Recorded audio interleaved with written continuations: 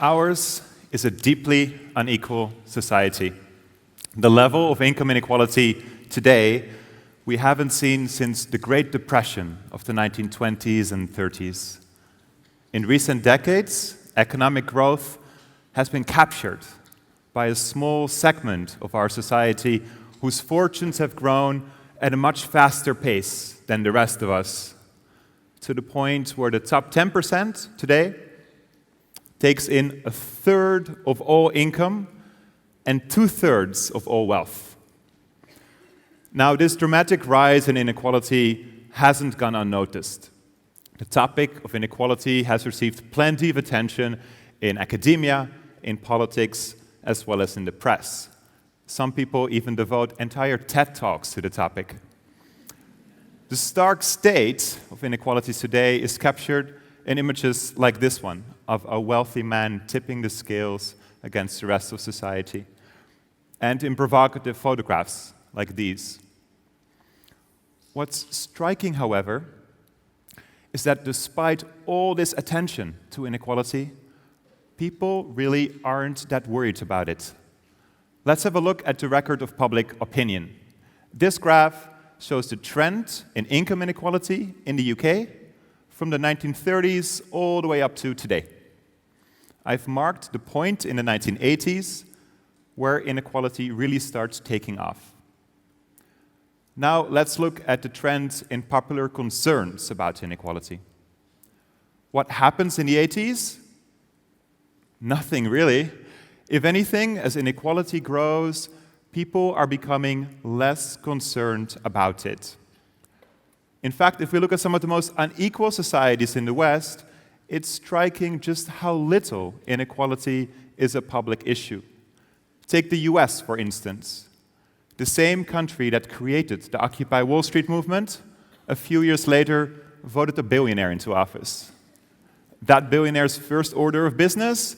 Cut taxes for the rich. Mind you, the filthy rich. Now, it may be compelling to just dismiss the US as an outlier, but it's really not.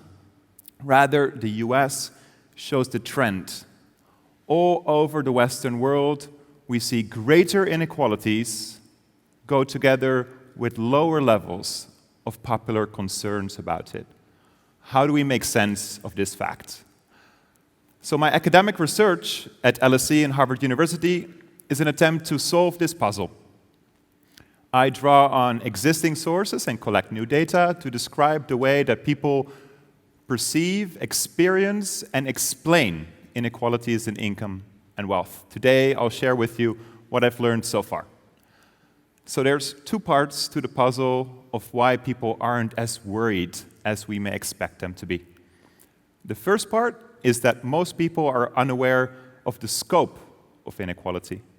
We all know there's inequality, but many of us underestimate its extent.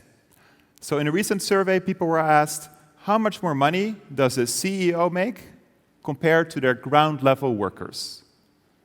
People put the income ratio at about 15 to 1. In reality, it's closer to 90 to 1. In America, it's 350 to 1. Now, meanwhile, in the US, 500,000 people sleep on the street on any given night. Back in Britain, rising housing costs and stagnant wages mean that 1 in 3 children is growing up in poverty. This is the reality of inequality that most of us cannot see. Now, the second part of the puzzle is a little trickier. When people hear about inequality, many are quick to point to the progress made toward racial and gender equality. Undeniably, today, many more women work than just a few decades ago. At schools, girls outperform boys in many subjects, at university too. Racial disparities persist today, but it's hard to maintain that we haven't made any progress. These successes, if you will, are the highly visible moments of meritocracy. They render invisible the continuing constraints of social class. they have bolstered the belief that economic success simply reflects hard work and effort, and that the wealthy merit their wealth because it's their hard-earned money. If we turn back once more to the record of public opinion, we can see an uncanny correlation between inequality and belief in meritocracy. As societies grow more unequal, people become increasingly convinced that theirs is a meritocratic place, a place where success comes to those who work for it, and failure is due to a lack of trying. So what is it about these unequal places that makes people more believing in meritocracy? To understand, we need to see the social transformation that has accompanied the rise in inequality. Economic inequality has come to reshape the social landscape. Today, how much money you make means so much more than just a number on your bank account. Your income has come to determine where you live and where your children go to school. We find friends almost exclusively in our own social circles. We date people with similar levels of education and income, and when we have children, we rarely do so with someone outside of our social class. Meanwhile, we spend our days working in a stratified labor market. It is increasingly rare to work with others who don't have our level of education. Those people now work at the other end of the labor market, in workplaces much different from ours. In short, social borders are separating the lives of the rich and poor. To visualize the kind of borders I'm talking about, let us take an aerial view. This is Nairobi, Kenya.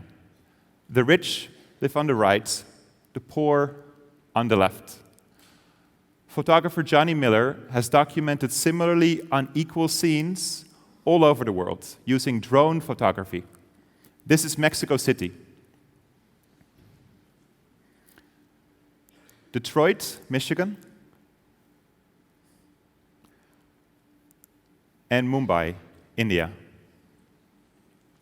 Note how in each of these places, the spatial distance between rich and poor isn't necessarily very large, but the borders are marked, they're rigid, they're almost impermeable. You can imagine people living their lives so separately that they'll never meet, unless perhaps at other ends of a hierarchy, as employer, employee, entrepreneur, consumer, philanthropist, and person in need, but never as equals. This distance between the rich and the poor, it distorts our worldview. The spatial and social borders that separate us have become a cognitive border as well. Neither the rich nor poor can see the lives lived on the other side of that border. That's because we understand the world through the lens of our social networks. We compare ourselves to friends, to colleagues, to neighbors, to people who share much of our educational experience and our economic success. Consequently, we come to take for granted the advantages and disadvantages that come with our family and with the place where we grew up. We praise ourselves for our successes, and we internalize our failures. Simultaneously, our sympathy for those in need is limited by the sense that they perhaps just didn't work as hard as we did. All of this has an important political implication. It means that both the rich and poor underestimate the size of the gap that separates them. Because how could they see the true extent of inequality if we cannot look past our own social circles? We cannot see the world for what it is. And there we have the answer to the puzzle. If we want to develop a better understanding of the world we live in, we need to cross borders. In these unequal societies we live in today, there's a spatial and social distance that separates the poor and the rich. The greater that spatial distance, the less we see and care about inequality. And the more likely are we to just stand by as the gap continues to grow. Now, imagine a different world. Call it Sweden. Call it England, 1975. A world where you live, who you work with, and who your friends are is unrelated to how much money you make. A world where nobody has to tell you about inequality because you know people from all walks of life. You know how some had it easier than others. You've experienced the importance as well as the limits of hard work. You know how circumstance impacts our lives. That is the source of your solidarity with others, your empathy. If we want to develop a better understanding of our society, we need to cross those borders. If we want a more equal society, a place that benefits everyone, we need to first see the unequal world for what it is. And we need to ask our government for policies that help us do that. Policies that make for more diverse schools, neighborhoods, and communities, that bring people together rather than keep them apart. So the next time you're looking to move to a new neighborhood, or enroll your child in school, or vote in elections, think about the borders in your life and how your choices may make them stronger or help break them down.